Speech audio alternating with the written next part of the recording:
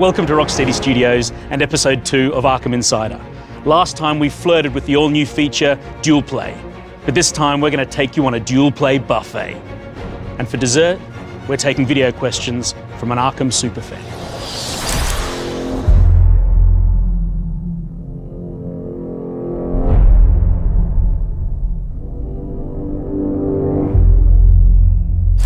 We are back on the world's most comfortable couch, and I'm joined here by Tim Hannigan, the lead AI programmer at Rocksteady Studios. Tim, how you doing? I'm doing great, thanks. How are you? Good. It's been a tough project, right? It has been a tough project, but we're nearly there. Close to the end. I can smell it. Smell the finish line. It's just around the corner. Now, we showed a little bit of Dual Play in the All Who Follow You trailer. I promised everyone an all-you-can-eat smorgasbord of Dual Play, and I'm hoping you're the chef who can take us there. Yeah, I shall do my best, Dax. Man.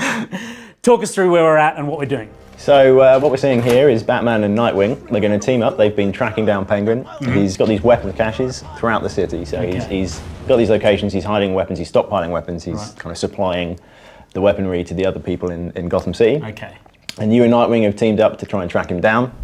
So you as Batman are going to try and infiltrate and join up with Nightwing inside the cache to take out the enemy. And we make a classic Batman entry straight through the ceiling and then seamlessly straight into combat. As always, straight into combat. So obviously the big goal with our combat system is always to go straight into combat and to be seamless once you're there.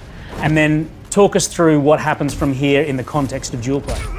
So from here, you're both fighting at the same time. The AI is taking control of the character you are not controlling. Cool. At any point, as Batman, for example, you can switch to Nightwing, and the AI will switch to take control of the other character. If you're building your combo with Batman and you see that there's an enemy over by Nightwing you want to take out, you can switch to Nightwing, you'll keep your combo. If you've got your special charged up, you can instantly use your super combo takedown on that thug. Super combo takedown, and that's these sort of epic takedown moments where both characters team up for a complete KO on that thug. Yeah, if you build up your takedown meter by hitting the thugs, then when you've got enough charged up, you can execute that Dual Play takedown. And then what about other features that we've seen previously in free flow combat? We've got weapons that you can pick up off the ground, we've got double and triple takedowns. So Dual Play sort of sits on top of all those pre-existing systems. Yeah, well, all those systems integrate together, yeah.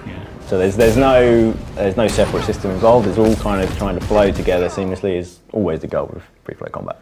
Now you've been at Rocksteady from day one, so the combat that everyone saw in Batman Arkham Asylum, this came out of your brainium. Yeah, I guess you could say that. I mean, obviously everything's a collaborative effort, so working heavily with Sefton, working heavily with everyone on the team who's got input into how they want the game to progress and how they want the combat to feel. So. And how does it feel for you, having sort of been there and been so critical in the creation of this? Now it seems like such an expansive new combat system that it's incredible to think of where it came from and now where it's gone to. Yeah, I mean, it is pretty incredible to see where it's come to from those beginnings back on Arkham Asylum. I mean, I remember the prototype days, and it was 2D combat. It was all sorts of different things in the early days, but now to see where it's come, and it's all because of the input we've had from the team and the ideas we've had and the ways we've been able to progress it. Due to the success of the previous games, it really allowed us to push it to this final. So Batman and Nightwing completely clearing house. It's an epic looking fight. The number of enemies that we've got in combat just seems to be almost out of control. We've definitely had to up the count this time to account for the fact that there's 2 heroes in the room. Makes perfect sense.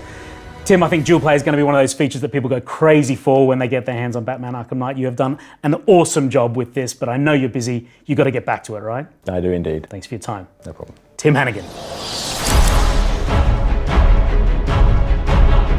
Hey, what's up you guys, it's Caboose XBL. You know that I've been covering Batman Arkham Knight on my channel for over a year now, and with 2 months to go, I've got some questions to ask. It seems Scarecrow has gotten Gotham City to evacuate in Batman Arkham Knight. What will be going on in the city to make it still feel filled with stuff to do 24/7? The streets of Gotham City are jam-packed with action.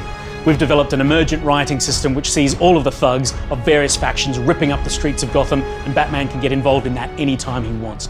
On top of that, we've got the military forces loyal to the Arkham Knight. They are spreading their presence throughout the streets as the game progresses. We're talking tanks, we're talking mobile infantry, we're talking airborne drones. There's also members of the emergency services in peril, and they need Batman's help. And then on top of all of that, we've got the Riddler with his ever-present threat. We all know the Joker is dead, but in the Arkham Knight prequel comics, it seems that he's left a permanent scar on Batman. Will we see elements of that within the Batman Arkham Knight story? The death of the Joker at the end of Batman Arkham City had a massive impact on Batman and the entirety of Gotham City. The chaos that Joker represented is no longer there, and that has allowed the Scarecrow to unify all of the forces of the Rogues Gallery, and that spells bad news for the Dark Knight. Besides the Batmobile, of course, what would you say was the most fun and most challenging new feature to create in Batman Arkham Knight? Building out the entirety of Gotham City in immense detail, I think, has probably been the biggest technical and creative challenge for everybody here at Rocksteady. Seeing the Gotham City that we've built come to life has been incredibly fun and so satisfying.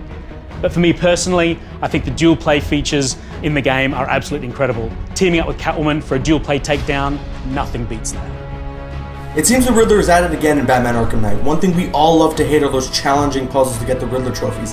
How hard are they this time around? If it's bright green and it's got a flashing question mark above it, you can bet your batarang it's going to be tough.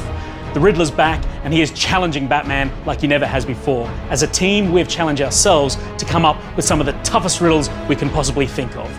But we're not sending you out alone. The Riddler informants are also back, but this time it ain't going to be so easy to squeeze that precious intel out of them. Thank you so much for answering all the questions, and if you want to know where to find me, just search Caboose XBL on YouTube or shine that bat signal up in the sky. See you guys later. If you've got any questions for us at Rocksteady, send them in and we'll answer as many of them as we can. That's it for this episode of Arkham Insider. We'll see you next time. And don't forget, be the Batman.